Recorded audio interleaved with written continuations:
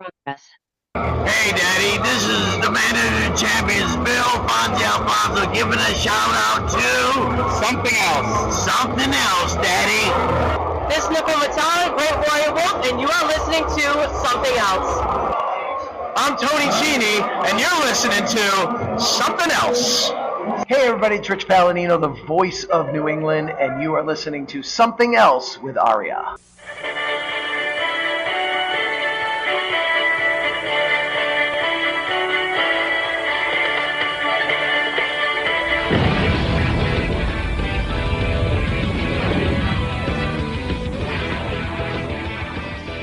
Welcome to episode number 218 of Something Else.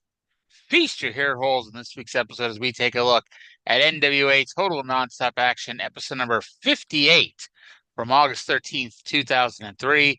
My name is Arya, and joining me, as always, is the vampire warrior to my Devon Storm. It's Cyndi. Cyndi, how the hell are you doing today? So does this mean we're out of here in 10 minutes? If with any luck, we'll be out of here in about 10 minutes. All right, sounds good to me. All right, so NWA Total Nonstop Action number 58. This week, as reported in the Wrestling Observer newsletter, the Super X Cup is now expected to be taped before the shows on August 20th and August 27th to air on September 3rd, which most agree is the smart move to make.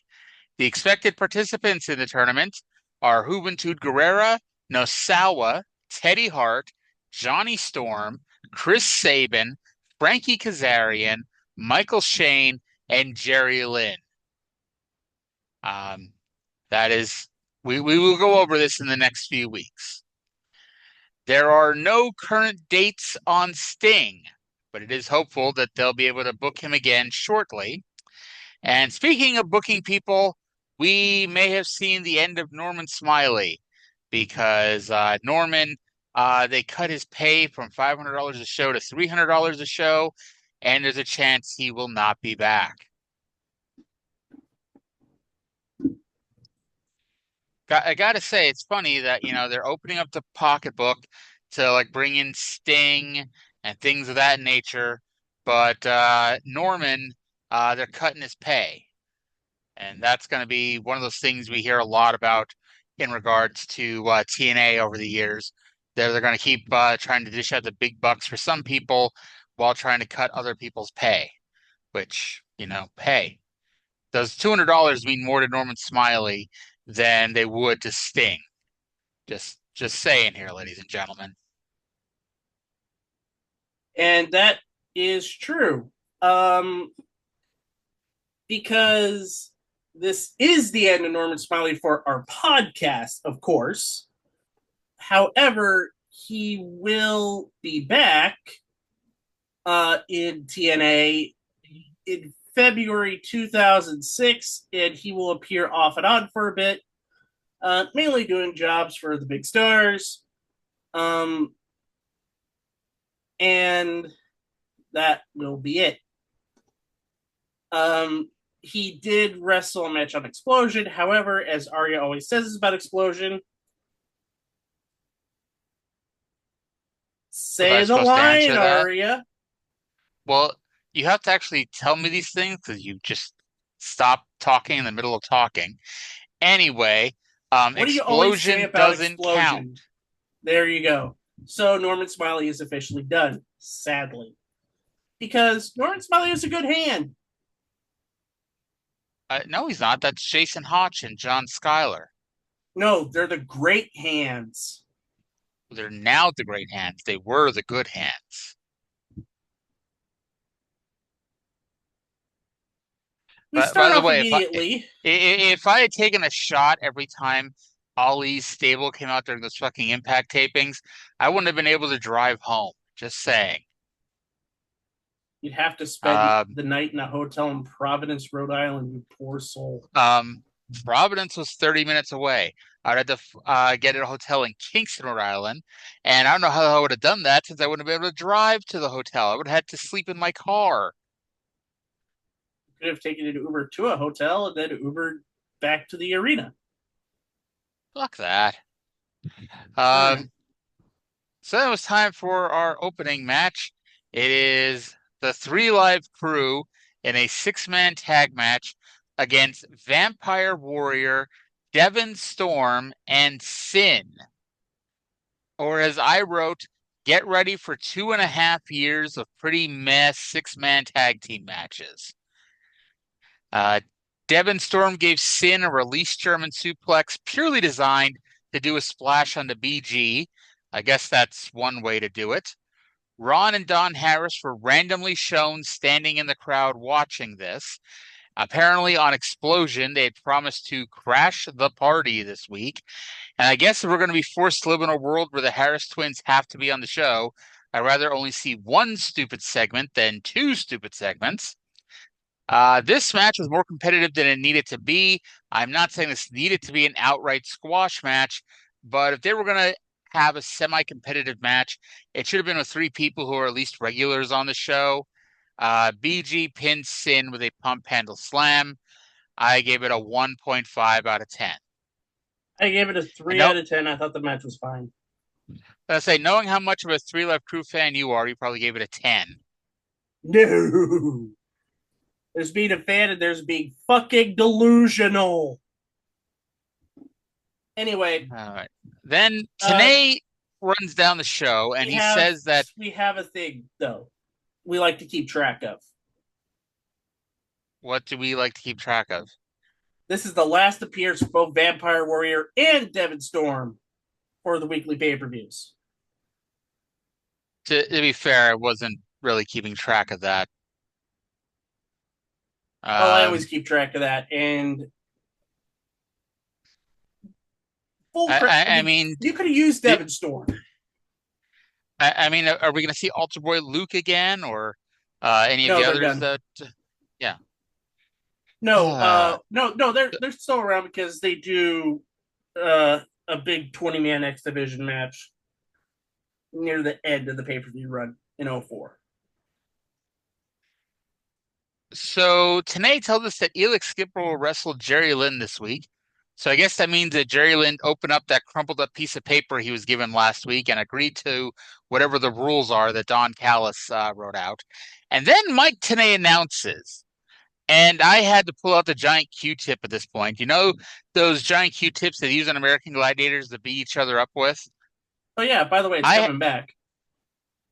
I had to pull out one of those giant Q-tips and clean out the wax in my ear because I assumed that I was hearing things. Because I was informed that Kid Cash this week on TNA in 2003 is going to wrestle Bobby Eaton. Bobby Eaton. And it turns out that I did not have wax in my ears. It turns out that's what he said. And if you had bet me $1,000 whether or not Bob Eaton ever appeared in TNA, much less wrestled a match, I'd be out $1,000. Also, we're informed that Watts' decision over the X Division title is to book Michael Shane versus Frankie Kazarian in a ladder match to determine the number one contender. And I should point out that they said that without saying the key to it, which was who the champion is. And I mean, yes, by default, you can figure that out. That means Chris Sabin is still the X Division champion. But that part seemed pretty damn important to me. So then they showed us what happened after the show went off the air last week. Now, if you recall, Vince Russo, being the master of time cues that he is, was in the middle of talking when they ran out of time and the show went off the air. They didn't even show us all that happened. They showed us a very clipped up piece. Because remember when the show went off the air, Russo and AJ were standing in the ring with D'Lo, and suddenly Eric Watts was handcuffed to the ropes. Russo hit Watts with a bat. Jarrett, Daniels, and the red shirts all got involved, and the match between AJ Styles and D'Lo Brown ended with Jeff Jarrett standing tall.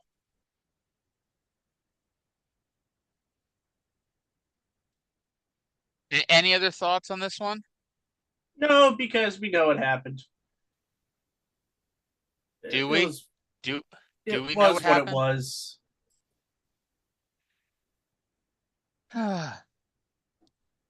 So, this is gonna be fucking something.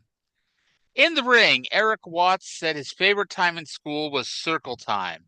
And circle time was when you put everybody in a circle.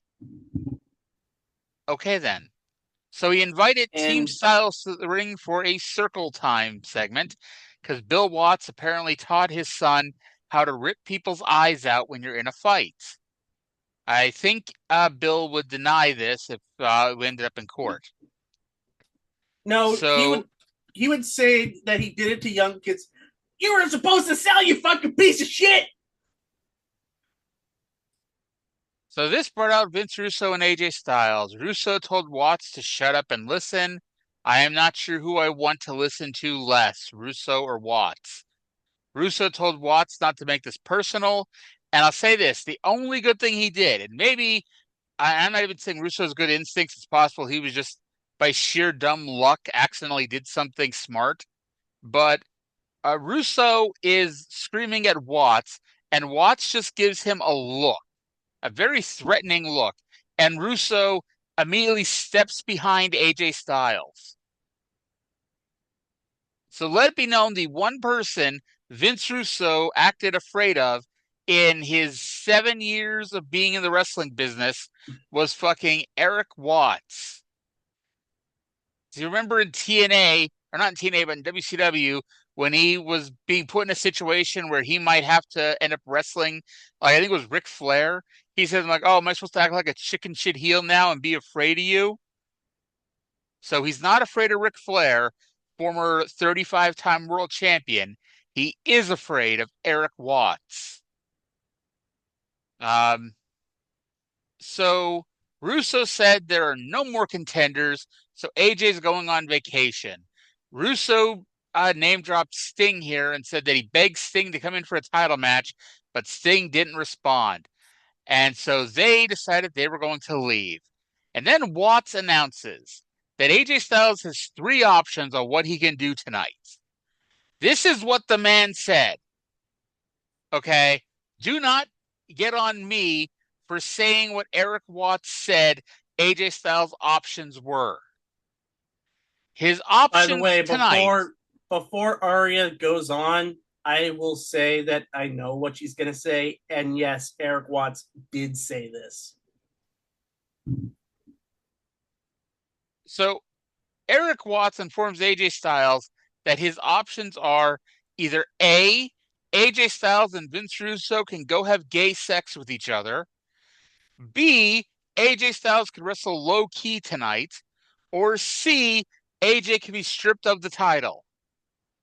Does that mean that if AJ and Vince Russo go have gay sex, that AJ won't be stripped of the title? I don't get it. I really, really don't. And by the way, out of all the places, why the hell Destin Beach, Florida? That place is a bigger dump than West Palm Beach, where they had the last Nitro show. By the way, after hearing these options, he still wanted to leave. Russo still wanted to leave. And I'm not sure if it's because he wanted to have the gay sex or if he wanted AJ to be stripped of the title. I have to assume because Russo's entire gimmick is based around wanting AJ to have the world title. So if that's the case, he apparently wanted to go have gay sex with AJ Styles. Not that there's anything wrong with that, but I'm, led to believe that AJ doesn't swing that way.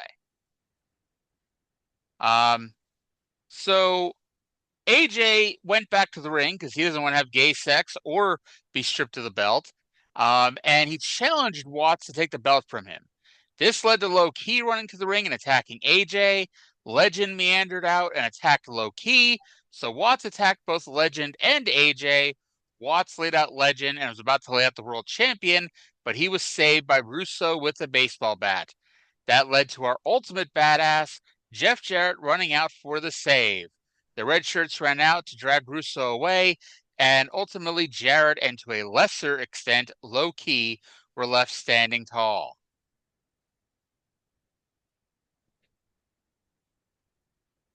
I hated this promo segment. Yeah. I really did. God, Watts is not believable as an authority figure whatsoever. I have to believe that he's going off script, that Vince Russo did not write a segment designed for him to say what he said. I'd like to believe that, but who fucking knows at this fucking point? Priority. Jesus Christ. What the hell's Ignore that? whatever the hell that was. Best. That was apparently my computer deciding it had to go into business for itself. Where's Bill Watts to beat some sense into it? It's breaking kayfabe. Yeah.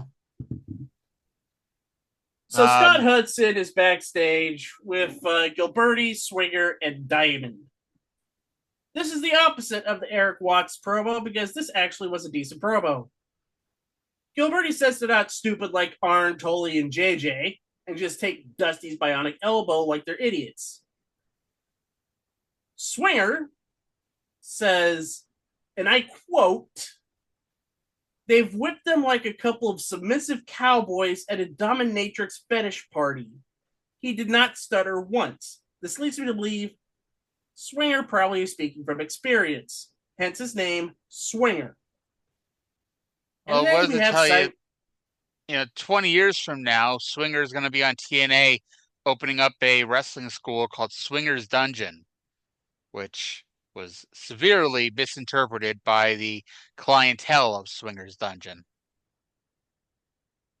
Yep. I wrote Simon, I thought, did a pretty good Dusty Rhodes impression for somebody from New York. That's exactly what I put. Diamond does a pretty good Dusty impersonation from New York. All right. Then we had our next match, which is Elix Skipper versus Jerry Lynn. Jerry attacks Skipper in the aisle because I assume Lynn is very upset that he beat Skipper twice 2 weeks ago in that one match. Skipper tried to use the scale, but Lynn used the baseball slide drop kick to send the scale flying. Skipper did his run up the ropes moonsault. They showed a replay of the moonsault part, which is still nice, but the moonsault was only part of what made that move look great. It was the run up the ropes part, and they did not air that part. Skipper went for his rope walk Hurricane Rana, but Lynn ducked and won with a draping DDT off the top rope. I'll tell you what, it's that extra rope that's the difference between Jerry Lynn winning matches with it and Randy Orton not winning matches with it. So, Randy, if you're listening to this, and I don't know why you wouldn't be, try doing the draping DDT off the top rope. So after the match, Elix attacked him from behind, but missed the top rope leg drop. They tried to say he went for a senton, but it was very legs and ass. There was not so much back on this. The other referee, Lynn grabbed the scale and hit it off Skipper's face before slapping on a cravat. The other referees ran in and got involved, and Don Callis showed up on the ramp, shaking his head in disappointment, and then Lynn challenged Callis to suspend him. And considering how off and on Lynn gets booked over the next couple of years, maybe that wasn't the best idea. I don't know, you could spend some more time in Ring of Honor. Or MLW, whichever one. Oh, I forgot to mention this last week. I had the note, but we were busy ranting and raving about dipshit. Last week was, in fact, D'Lo Brown's last world title match ever in TNA. And the only other world title match he ever gets, the only other singles world title match he gets, is against Nigel McGuinness in February of 2009 Ring of Honor. So, just letting you know, when D'Lo cut that promo last week saying this could be it for him, he was not kidding. This is it Yep. for him. Oh, by the way, 4 out of 10 for the Lynn Skipper match. It was just fast forward, and it was fine. Yeah, that's exactly what I had. Right. So backstage, Scott Hudson is now with Chris Sabin, who's definitely still the X Division champion, and will face the winner of the upcoming Kazarian Shane ladder match. Sabin said he could beat either of them on his worst day and to call Sabin in the morning to let him know who wins. This led to our number one contenders ladder match between Frankie Kazarian and Michael Shane. And Cyndi, if I were Michael Shane, I'd be pretty fucking pissed. He won his number one contenders match against 3 losers last week, and now his number one contender status is back on the line. Why is that? Because Kazarian is a bitch. No. Terry Taylor's a little bitch. But, we'll find that out. No, keep that. Okay, story time, folks. On Twitter, I refuse to call it by its current name. We're allowed to dead name. So what you're saying is you refuse to acknowledge someone's preferred name?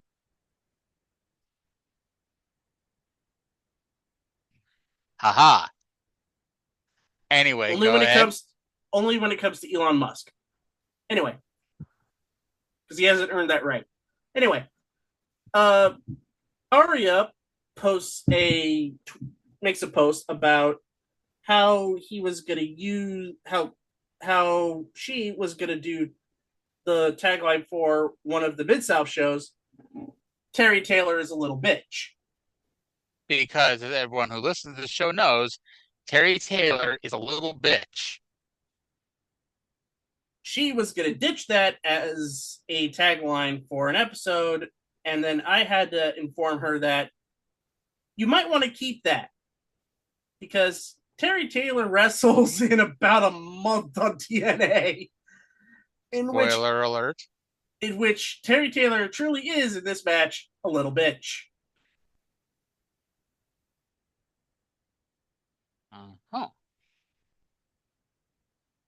And then do you remember when Chris Jericho was singing that about Shelton Benjamin? Shelton's a little bitch. I default to the 1-2-3 kid, as from what OSW calls them, little bitch. So it's time for the 9th ladder match in TNA history. Again, 58 episodes, and we're already at 9 ladder matches. And of those 9 ladder matches, we've had plenty of screw job finishes.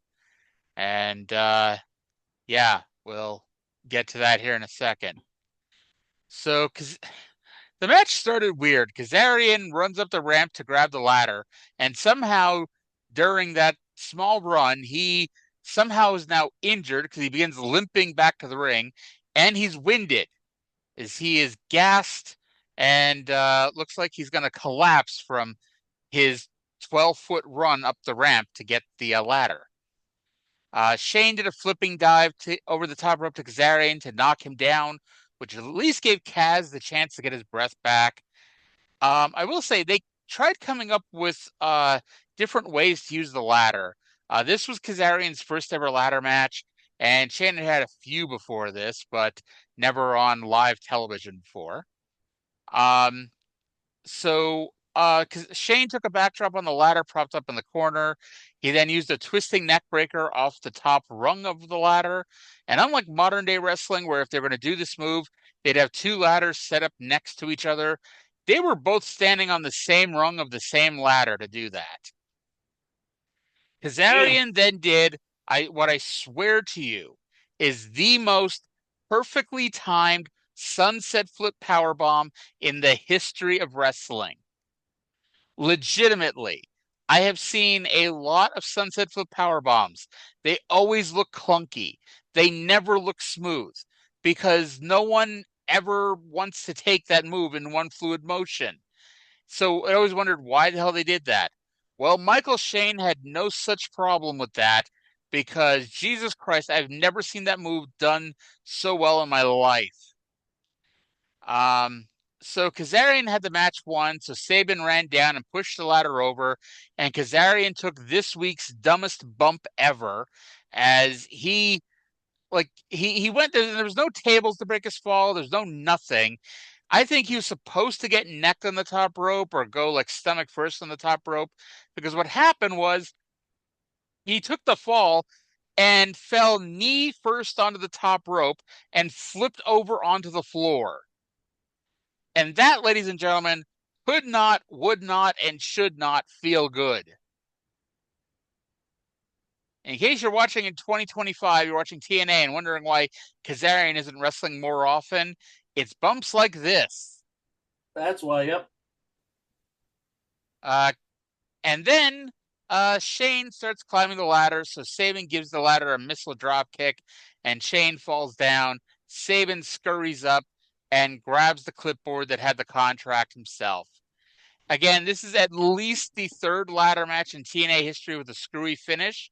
Because remember, they did, wasn't it the Ken Shamrock Sabu ladder match where Malice ran down and grabbed the title belt at one point?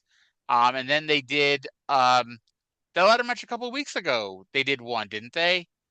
Where they did a screw job finish. AJ and Daniels, AJ and D'Lo had the belt at the same time. Yeah. And so Don Callis came down, grabbed the contract and the title belt, and walked off with it. Sabin continued to beat up Kazarian and Shane, not even noticing that his title belt was missing until, minutes afterwards. And I still gave this match a 6.0 out of 10. I gave it a 5, mainly because of the ending. Like, you could have had Michael Shane and all of his serendipitous bullshit that it's going to be happening. Have him win, scurry up, get the contract, and then have Sabin beat the ever-living dog crap out of him so he wouldn't have to fight Michael Shane next week.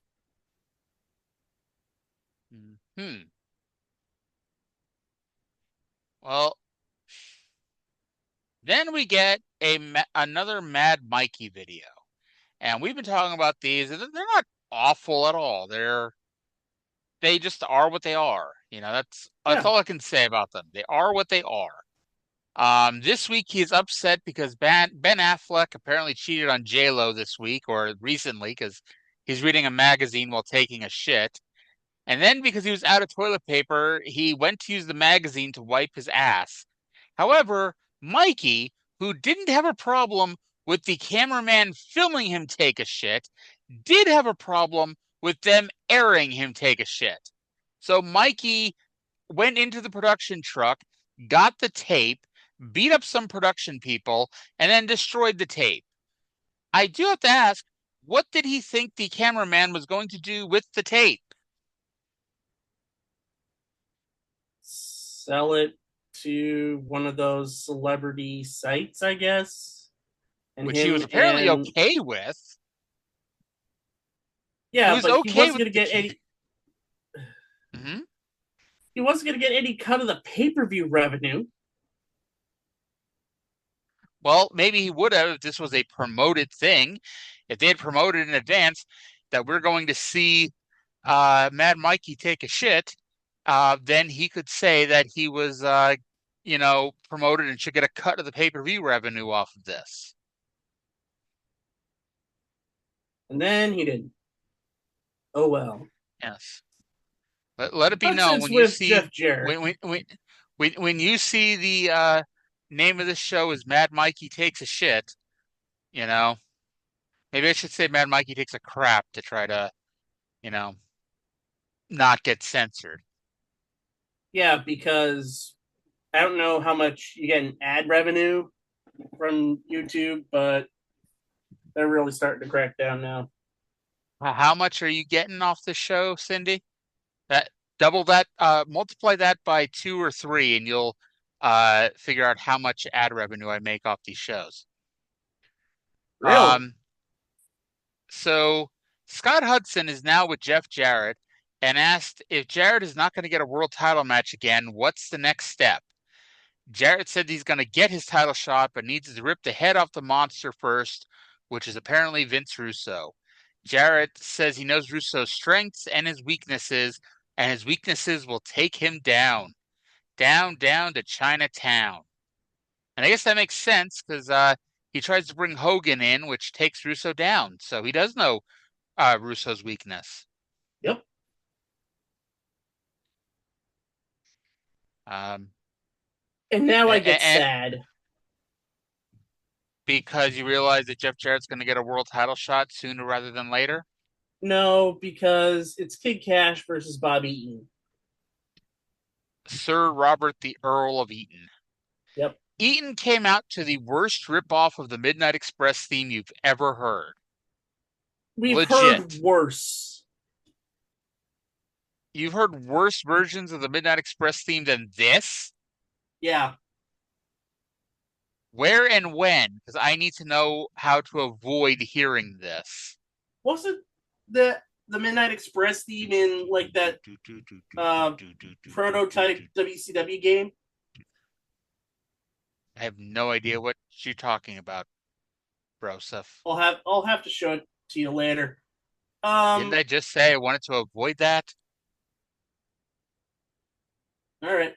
So Kid Cash cuts a promo after Bobby Eaton comes out, challenges Dusty Rhodes to a match because he ate all the brownies and catering. Couldn't he have said that Dusty and Eaton ate all the brownies together? Because, like, why is he wrestling Bobby Eaton? Like, I understand why he had the thing with Ricky Morton a few weeks ago and with Larry Nabisco last week, because they were all involved in that in-ring angle. And I guess, and I didn't see anything about this, but, like, I guess they may have tried to get Harley Race to come in, but Harley wasn't fucking coming into work. And so they wanted to do somebody else, and Eaton had an open date, I guess. But yeah, there was no real reason for this match other than, hey, we're gonna bring in random legends to lose to Kid Cash every week, and it's starting to some degree to feel like, remember, like earlier this year when for like 3 months every week, like the most random of people would show up on this show. Like, remember when Viscera came out that one week? That sure was one week. I'm still waiting for Nikita Koloff to decide whether he's with Vince Russo or Dusty Rhodes. Well, he's with Dusty because he gave back the NWA title. I'm still waiting for Ric Flair to get his NWA title back, by the way. But I did have to laugh while watching this match because, we watch Mid-South. And of course, we're in 1984, and we're now talking about TNA 2003. But in 1984 Mid-South and in 1984 wrestling in general, the Midnight Express were considered a small team. They were considered small wrestlers. Now, yeah, Bob Eaton's put on a few pounds, but Bob Eaton didn't suddenly grow 12 inches in height. He is much larger than Kid Cash here. Yeah.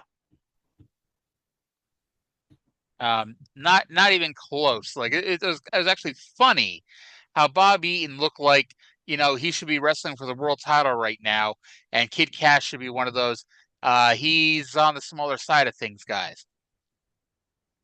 So once again, Abyss interfered. Cash kicked Eaton low and pinned him with a schoolboy. I'll be honest, like I still think it's weird anytime they send out Abyss and Abyss is getting his ass kicked. Because like Abyss has had what, 2 matches, if that? I think he may have only had the 1 match, and he is like he's too generous for his own good. Thankfully, nobody is yet to like slam him or whatever, but he's very much got a Big Show complex where he's very generous with people, and he shouldn't be in certain situations. Like, and I know we're going off on the Big Show now, but it's like, how many people gave Big Show their finisher? A lot. But it's like every time it happened, it should have been a bigger deal. Like John Cena gave him the AA 237 times. But because he gave it to him 237 times, it wasn't that impressive, even though if you sit here and think about it, it's hella fucking impressive that he did that.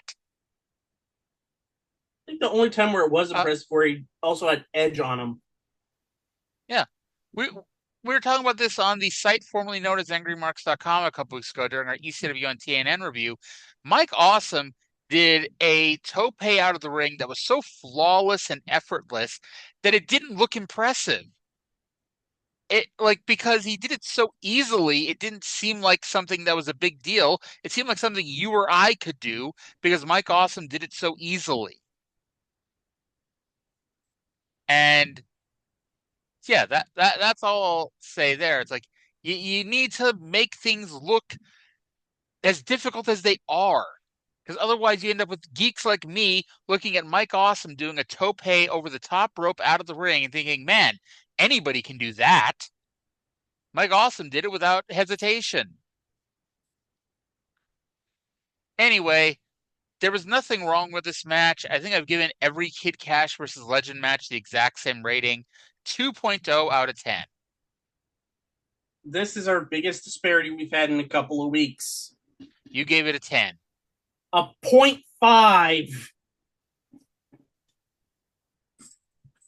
That's about the same distance between my enjoyment of the 3 Live Crew match and your enjoyment of the 3 Live Crew match. Yeah. All right, so we're back even on the show.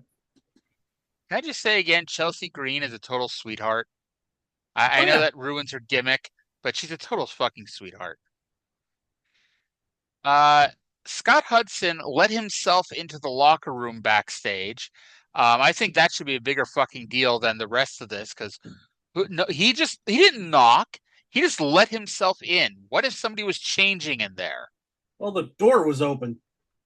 It wasn't like a crack. Like, okay, fine, maybe it was cracked open, but he just pushed his way in and let himself in. And unfortunately for Eric Watts, there was nobody else in the locker room to stop what was happening, which was Legend beating the fuck out of Eric Watts.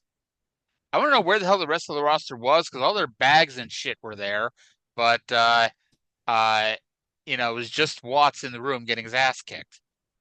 They were probably in catering, which, as we've learned, is on the other end of the building. And they're out of brownies. Yeah. So we got a Raven deal with barbecue then. Yep.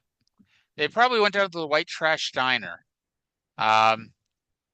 After a Raven Shane Douglas video package, Scott Hudson was kneeling down in Raven's lair while Raven was kneeling before some candles.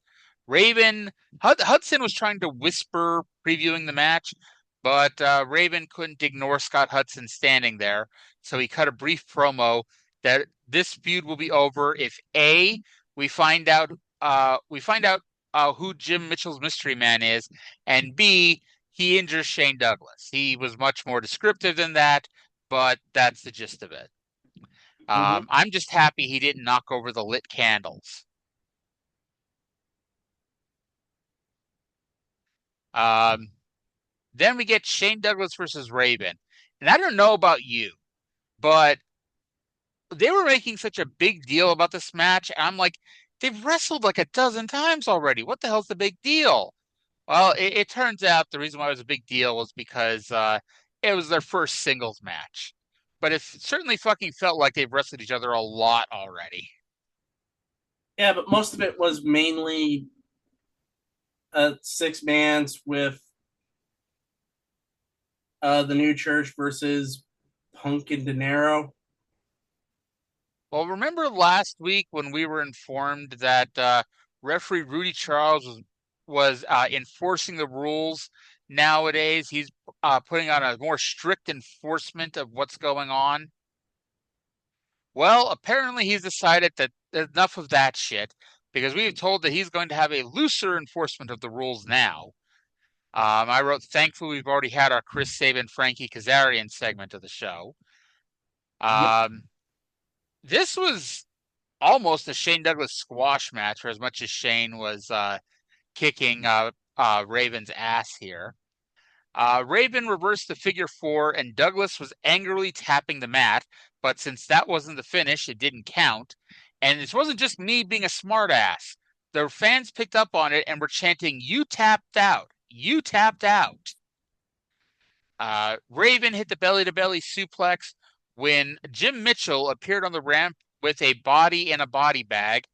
I'd like to know how that got out there, because I don't see Jim Mitchell dragging the human being that we find out is in the body bag, 5 feet out the ramp there. And then Raven's going for the DDT, and Mitchell announces that Raven could either be a glory hound and try to win the match, or he could save Alexis's life. As within the body bag, Alexis is apparently in there, and she has about 15 seconds of oxygen left. And of course, the fans, who've already embraced their smartass role by chanting "You tapped out a chain," began counting down from 15. And, well, this really says, what does it say here about Alexis? Because Raven hears that, and he still decides to win the match first. He pins Shane Douglas. I didn't even write. I think he won him with a roll-up. But he pinned Shane, and then he runs up the ramp, eventually unzips the body bag because he couldn't find the zipper. But then it turns out it was not Alexis. It was the man in a white hoodie whose hand reached up and grabbed Raven. See, Raven, if he would have just been selfish and just let the match continue, this guy could be dead and the angle would be over. He wouldn't have to worry about it anymore. Anyway, the lights went out, and when they came back on, Raven was laid out, and Shane Douglas had scissors. Now, we mentioned a couple weeks ago that ROH had booked Raven versus CM Punk in a hair versus hair match. Well, TNA ixnayed that. I think, Raven's contract, it was basically like, Raven, if you do the hair versus hair match with them, because Raven's going to lose, spoiler alert, Raven wants to get his head shaved bald.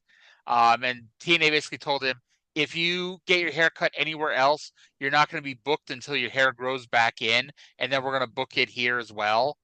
And so Raven had to get the hair versus hair match unbooked from Ring of Honor. And I gave this a 4.0 out of 10. Trying to remember what I gave it. I gave it a 5 out of 10. Let's say, if you look at your notes, you could see. But right, by the way, I haven't scrolled. That's the problem. But by the way, Michael Cole has one of those chair cushions on his chair at ringside, the ass cushions. As Joe Tessitore just revealed Michael Cole's secret. Also, Michael Cole has a much nicer chair than Wade Barrett has. Wade has the $60 Walmart special.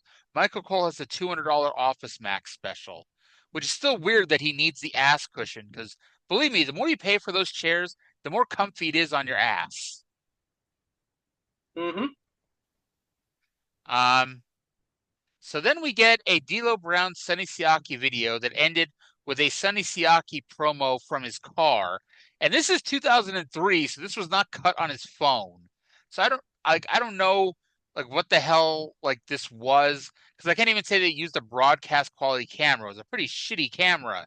So who knows? Maybe it was it wasn't even early cell phone, because that footage would have sucked a major dick. Maybe it was like a handheld camcorder or something. Yeah. But yeah, this was not one of those mini DV camcorders that probably about $200. All right. So then we get, I don't want to say a famous interview, but we get an interview that's important enough that for the first time in the history of this show, we're going to play some audio from the show.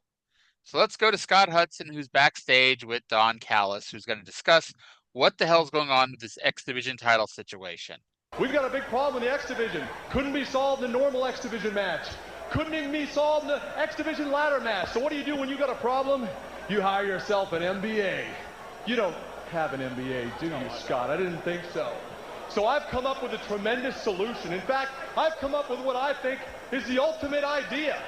from the brain of Don Callis MBA. But I also realize that sometimes I talk at a level a little above yours and our customers. So what I've done to explain the situation of what we're going to do, I've come up with a little rudimentary diagram, a sketch, if you will. A child could understand it. Heck, even you could understand it, Hudson. Make yourself useful. Hold that. Out here is a wrestling ring. And what we're going to do to solve this problem next week, we're going to strap 4 steel poles 15 feet high off those corner posts. And from those 4 poles, we are going to run steel wire diagonally across the ring, forming, in fact, Hudson, an X. And from the middle, we are going to hang this X Division title. And the 3 competitors will have to negotiate the wire and the poles in order to get this belt, and we will have a decision. And you know what the best part of this is? It doesn't just solve the X Division problem, it's also gonna pop a tremendous buy rate. And you know buy rates excite me, Hudson. So next week, it's not just gonna be ultimate danger. It's not just gonna be ultimate excitement. It's gonna be ultimate drama. It's gonna be, from the mind of Don Callis MBA, the ultimate X. So yes, it is the debut of the Ultimate X match. And it will be the second one we covered on this show, because we did the best damn shows, and the one that we covered there was the storyline 4th Ultimate X match. Is it only 4th? Because I know they do this one, they do the 4-way in January. They do a match with AJ Styles and Kazarian, I'm pretty sure, at one point in an Ultimate X match. Now, it's at least the 5th, because they also have the World X Cup. So that was at least 5. And all right, so 5. So we're doing 5, and that's it. So we jump from 5 back to 1. Now, I've actually never seen the whole first Ultimate X match. Literally, I think the only thing I've seen from that match is the absolute finish. I know who wins and I know how they win. And that's about it. And I know the story that I think Kazarian told on his RF video shoot interview, because basically, I mean, what the hell, I'll say it now, and I'm sure I'll say it next week too, but they didn't get a chance to practice because they set up the Ultimate X. They set up the poles. There was actually going to be 4 poles, and they strung the things across. And then whoever was the first guy, I think Kazarian said it was him, that went up there first.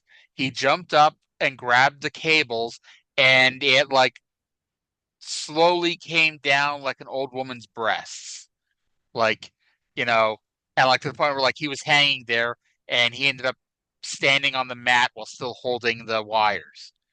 So they had to basically reconfigure it to what it ends up being, and what it usually ends up pretty much being for the entire run, which is the 4 lighting rigs, which is a much smarter idea. Yep. And I'm pretty sure Kazarian didn't say an old woman's breast. I just couldn't think of anything else to say there. But you get the idea. It drooped. And, it sounds like something Kazarian would say. Thankfully, they were smart enough to at least try to let the 3 of them go up there and test it out. Because can you imagine if they wouldn't have? This ends up being the most successful gimmick that TNA ever creates. Because you think about all the dumb gimmick matches TNA has come up with. Think about all the dumb gimmick matches we have talked about. The most successful gimmick that they came up with is the most simple one. Which is Ultimate X. It's a pretty fucking simple concept. You have the poles, you have 2 crisscrossing wires, and you climb and you shimmy your way across them to win and grab the belt. Anywho, that's next week. They didn't actually say it, even though it's pretty obvious. I mean, you kind of know if you're listening to us and following along. It's Sabin, Kazarian, and Shane. Yeah. So that led to us to another video package, this time for the 6-man tag match with AMW and Dusty versus Simon Swinger and Gilberti, which is our next match. This is Gilberti's first match in like 2 months.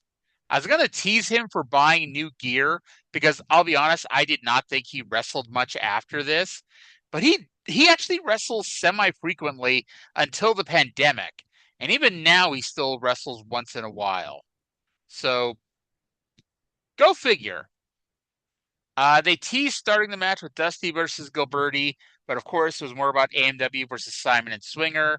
Harris backdrop Storm over the top rope onto the heels, and then they teased doing the same to Dusty, but common sense prevailed.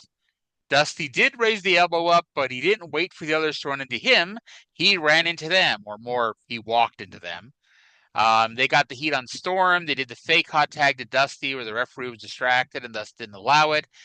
In the interest of fairness, when Dusty got the real hot tag, the crowd did pop louder than they did for the fake one.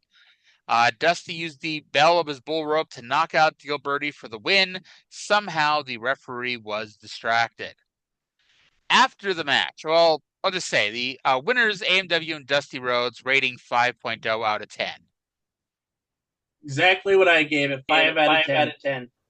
And then we get to the post-match. So remember last week when I said Daniels may not be in the traditional sense buried, but there's something that happens that does him zero favors.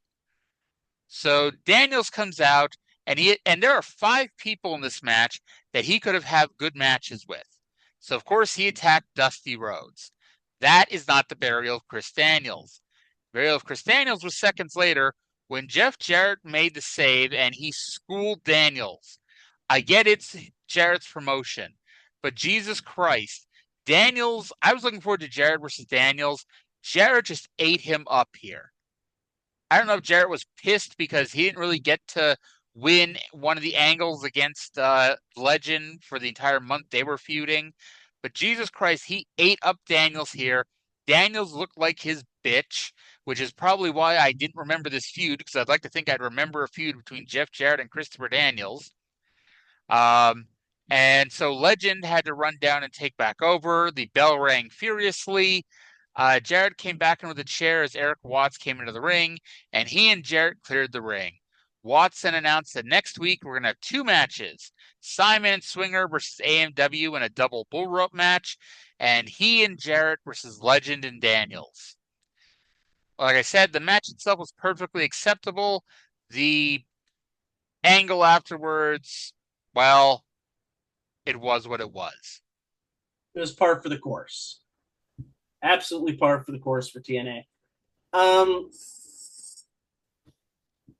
So, moving swiftly on from that, we have Scott Hudson with Low Key. He says that he's battled AJ throughout the world, and he says that AJ's judgment is blinded by his glory, which I thought was a pretty good line. Now, before we get to that, before we get to the main event, you actually missed the plug for next week. And the only reason I really made note of it was because Tenay said the TNA Asylum was on fire tonight. Now, that's just a throwaway line that you've heard every wrestling announcer ever say for, 100 years.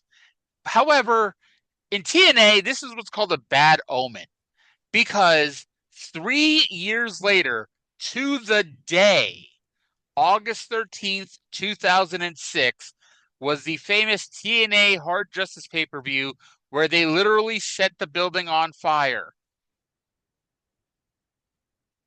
But that's a discussion to have for another day. By the way, I will say one thing about it. They sold T-shirts based off of it. Hey, if WWE could sell WrestleMania 36 tickets or shirts that said I wasn't there, hell, make a few bucks. People bought those Cena Sucks shirts that were designed by John Cena and that put money in John Cena's pocket. So, yeah. By the way, we're also going to have a career burial for D'Lo Brown by Sonny Siaki next week. But doesn't that sound riveting? So, we get our main event.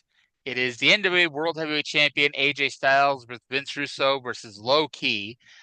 This is Low-Key's first TNA match since May 7th, when he and Elix Skipper lost to D'Lo Brown and AJ Styles. It is never mentioned, and I thought this was interesting, especially considering how the match plays out. They don't mention at any point that the last time he was here, not only was he in Triple X, he was a big part of SEX. Him and Russo were running buddies. And I know SEX isn't a thing anymore, but you think it would be mentioned even in passing that this was happening or this was a thing that we just saw on the show 2 months ago. And by the way, in case you think you're missing anything on SummerSlam, Cyndi, the biggest ego in wrestling, even surpassing Vince Russo, is out to put himself over. Triple H? How'd you guess? No, almost. He's out. So Russo, speaking of the biggest egos in wrestling, Russo joined the broadcast table, and instead of concentrating on the title match, we spent the first 2 minutes listening to Russo whine about Jeff Jarrett. And he did, in the interest of trying to be fair, he did bring it around and say that they will get their way or AJ will leave TNA. So they're trying to make at least a little bit of sense out of this, and that AJ is the champion and that if he wanted, he could just walk out. The problem with that is we just had Eric Watts say that if he doesn't do what Eric Watts say, he'll just strip him of the title, which kind of defeats the purpose of Russo whining about how much power he has. Now, Cyndi, are you sitting down right now? Yeah. Okay, I don't want to alarm anyone. And if out there listening, if you're listening to this and you're like working out, you may want to press pause on the treadmill and sit down or something, because I don't want to cause any injuries by what I'm about to say. If you're driving, pull over. Like, seriously, you cannot like be in a situation where you might get injured out of shock by the sheer enormity of what I'm about to say. AJ Styles and Low-Key had a good wrestling match. That it was. I'm sorry if anybody out there got into an accident or anybody got injured working out listening to the show. I did try to warn you. Low-Key, by the way, remember how earlier in the show we talked about Shane and Kazarian had the greatest, most smooth sunset flip powerbomb you've ever seen in your life? Low-Key hit the most believable 619 in the history of wrestling. There was no kicking AJ in the back who just happened to be stumbling near the ropes and then signaling to the crowd and running off the ropes and doing a tiger feint kick. No. AJ flung Low-Key into the ropes and began talking shit to the crowd, and Low-Key did basically the 619 and kicked AJ right in the ribs. That was fucking good, you know? And I know we're all shocked that Low-Key was really good at this wrestling thing, and AJ Styles is pretty good at it too, you know? But yeah. They did what I would call a creative spot here. Actually, they did a couple. Like, these two were on point today.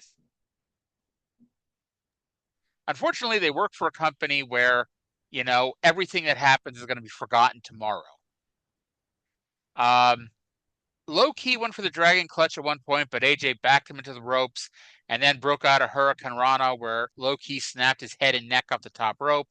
He essentially gave the referee a baseball slide drop kick that caused him to fall at AJ's feet, and they got tangled up, which allowed Low-Key to do a springboard kick to the face. It built to the spot where, of course, Russo got involved, so Key thwacked him and tried to give him a top rope move. But for some reason, Rudy Charles, who his legal last name must be Russo at this point, wouldn't let Low-Key beat up Vince Russo. And so AJ hit Low-Key with a bat somehow without the referee noticing, and AJ got the pin. During that promo that Cyndi talked about, Low-Key said that this match would be talked about all around the world. It will not be talked about all around the world. but it was still a pretty darn good little match. And I gave it an 8.0 out of 10, and that's how the show ended. Yep. No overlong promos, just about a minute of scrolling through places where nobody watches Explosion. Yep. Your thoughts and I gave on it a this? 9 out of 10.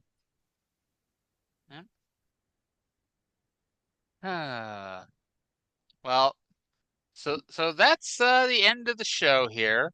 That gives us a match quality for the show of a 4.36.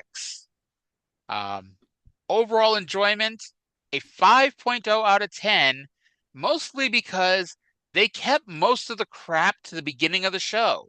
So by the end of the show, it was like, okay, this show wasn't the worst we've ever seen because it'd been over an hour since we saw the truly atrocious shit. Plus, as always, it helps when the best match of the show is the last match of the show because it gives you a positive impression of the show you just watched.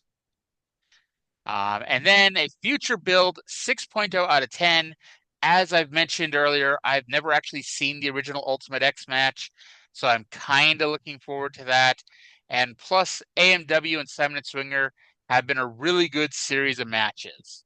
And so that gives us an overall rating of an almost shockingly high 5.12. It's like we're finally getting to something decent. Almost by sheer dumb luck, we are back-assing our way into it. Yep. All right, so that was the TNA show. Indeed it was. And that's it for TNA number 50, what was it, 58? 58. We are over halfway done. Yeah.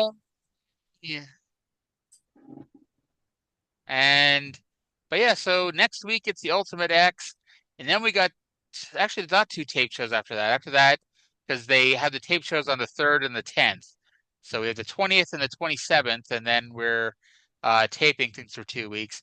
And I think we haven't really talked about this, but I think we're going to take a week off on September 10th because they're doing the 1 cent pay-per-view, and I doubt there's going to be anything you can convince me to watch that week instead. So we'll just skip a week and come back on the 17th, but we'll get to that here in a couple weeks. Sounds like a plan to me. So before we go, you want to plug anything else? Yeah. Brian Turner's VHS rehab, because apparently he's uploading a whole bunch of stuff from Memphis and Nashville from 2003. So we actually get to see Athena manage somebody for a change and not be stuck in a ring attendant role or being used to get beat up so David Young could have a pointless heel turn. Yeah, what the hell ever happened to David Young?